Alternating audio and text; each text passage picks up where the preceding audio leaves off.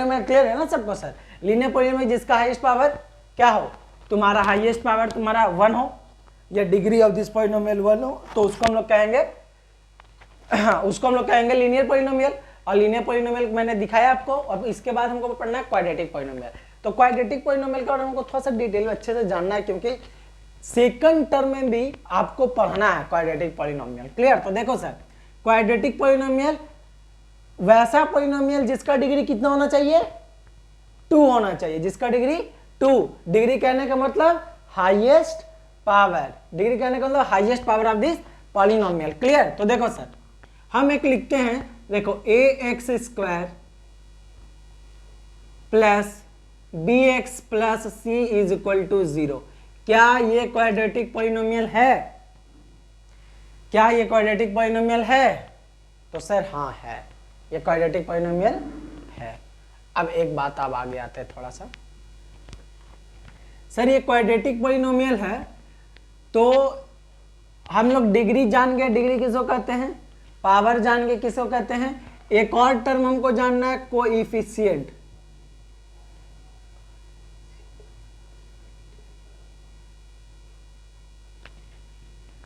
Coefficient, coefficient किसको कहते हैं?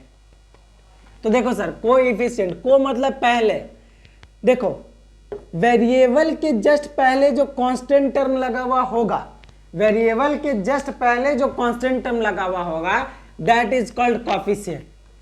तो अगर तुमसे पूछा जाएगा कोएफिशिएंट ऑफ एक्स स्क्वायर क्या है, तो coefficient of X square, coefficient of X square a।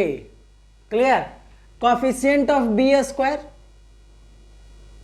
Sorry coefficient of B, sorry sir, coefficient of X क्या है, तो कोएफिशिएंट ऑफ एक्स b हो जाएगा। ठीक है? और c क्या है मेरा, कांस्टेंट टर्म। c मेरा क्या है, कांस्टेंट टर्म। अब एक बात और जानो सर, क्वाड्रेटिक पॉलिनोमियल होने के लिए a square plus B X plus C के फॉर्म में होना चाहिए, और a मेरा क्या, 0 नहीं होना चाहिए। a is not is equal to 0, मतलब कि कोएफिशिएंट ऑफ एक्स स्क्वायर अगर 0 हो जाएगा तो ये मेरा क्वाड्रेटिक पॉलिनोमियल नहीं, लीनियर पॉलिनोमियल बन जाएगा। क्लियर? आ रही बात समझ में सर? क्लियर? कोई डाउट है तक?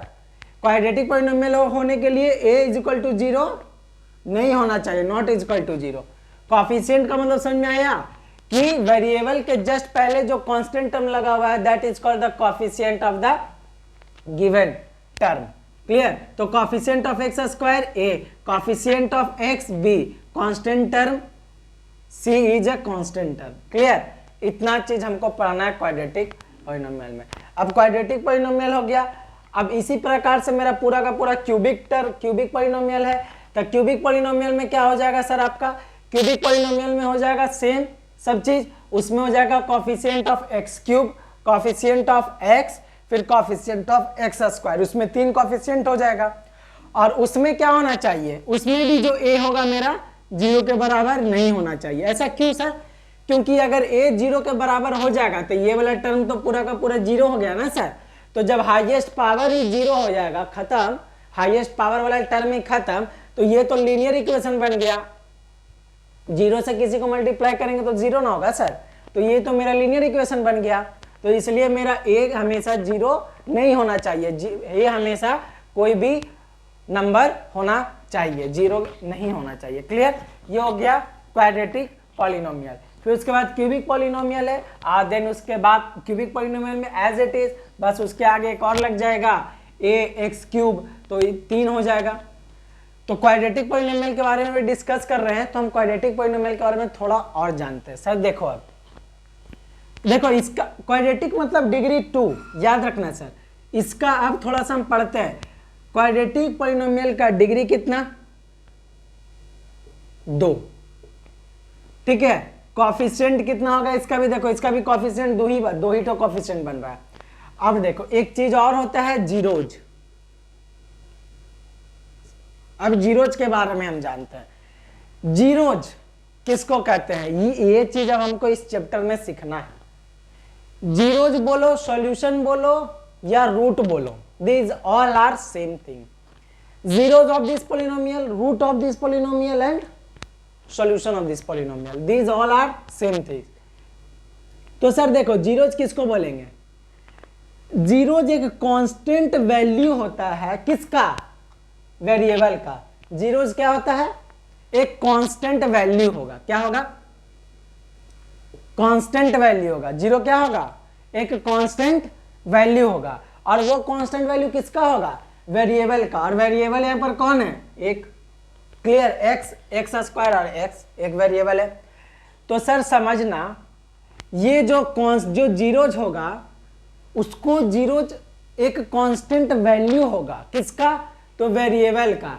तो जीरोज क्यों कहा गया, मतलब वेरिएबल का वह वैल्यू, वेरिएबल का वह वैल्यू जिस पर गिवन एक्सप्रेशन या पॉलिनोमियल जीरो के बराबर हो जाए।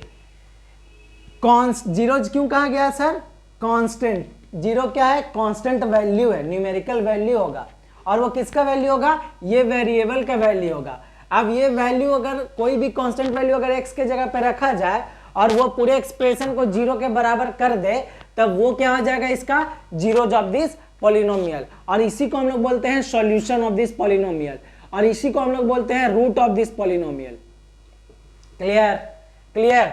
तो जीरोज समझ में आया सर आपको, zeros is the constant term of the variable, ठीक है, वह कांस्टेंट टर्म होता है वेरिएबल का जिस पर गिवन एक्सप्रेशन का वैल्यू मेरा क्या हो जाए, जीरो के बराबर हो जाए, इसीलिए इसको क्या कहते हैं, जीरोज कहते हैं। समझ में आया जीरोज।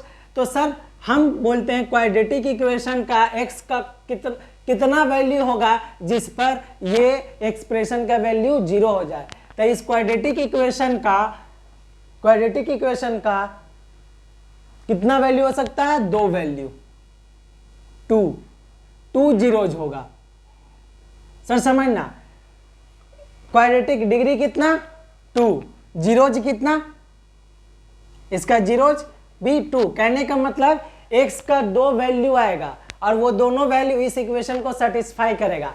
सेटिस्फाई कहने का मतलब क्या, कि दोनों वैल्यू अगर बारी बारी से रखा जाए, ठीक है, तो दोनों पर अगर x का वैल्यू दोनों पे रखा जाए तो वो जीरो के बराबर मेरा आएगा, तो इस इक्वेशन को सेटिस्फाई करेगा। तो क्वाड्रेटिक डिग्री 2, जीरोज 2, रिलेशन। अब देखो सर कॉफिशिएंट भी 2, अब एक बनता है मेरा रिलेशन। अब ये रिलेशन किसके किसके बीच में बनता है, ये रिलेशन मेरा बनता है इन बिटवीन, ये रिलेशन मेरा बनता है इस जीरोज में, इस जीरोज, याद रखना सर, जीरोज और कॉफिशिएंट के बीच में मेरा क्या बनता है,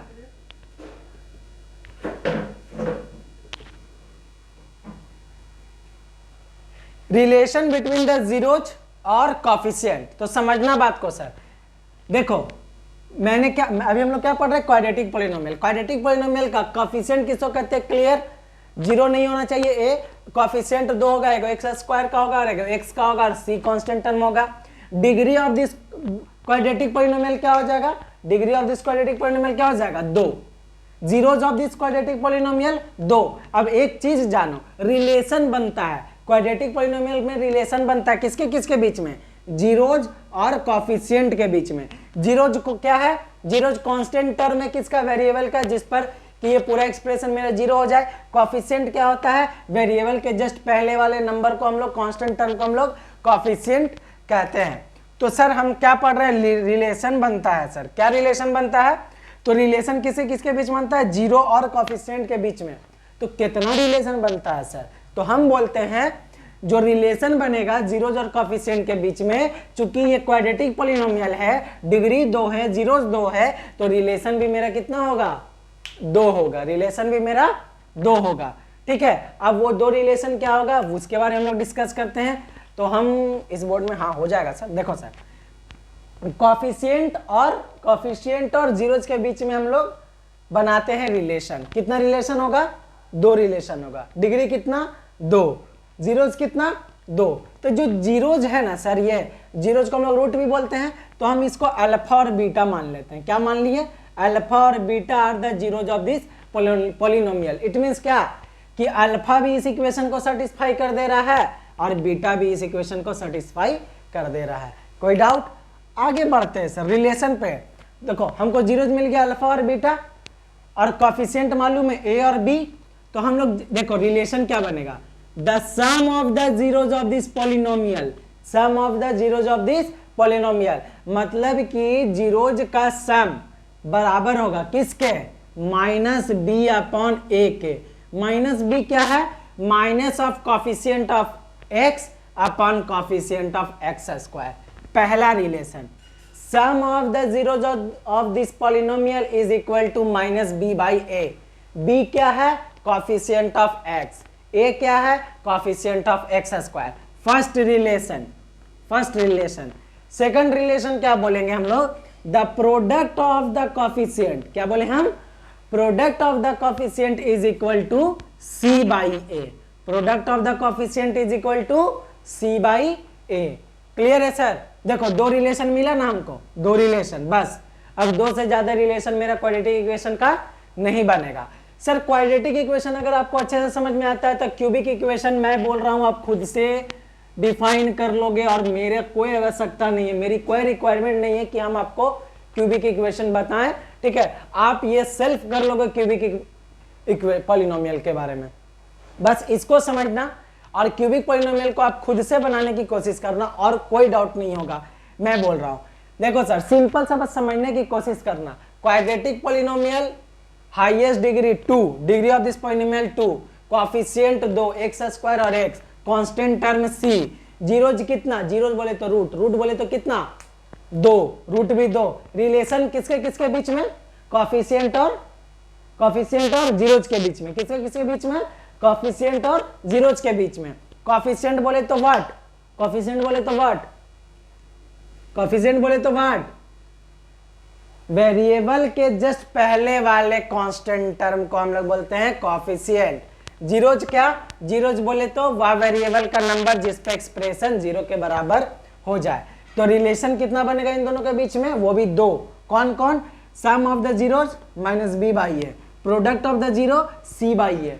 क्लियर, क्लियर, यहां तक आप लोग देखो, ठीक है? अब एक चीज और छोटा सा चीज बचा हुआ है इसमें कि कोएफिशिएंट से स्ट्रक्चर बनाएंगे हम लोग किसका, क्वाड्रेटिक पॉलिनोमियल का। किसका, क्वाड्रेटिक पॉलिनोमियल का। तो मैं इधर डिस्क्राइब कर रहा हूं उस चीज को ताकि एक ही साथ आपको हर एक चीज मिल जाए, ठीक है? वेट अ मिनट, जीरोज मैं रहने दे रहा हूं। देखो सर यहां तक कोई डाउट है किसी को?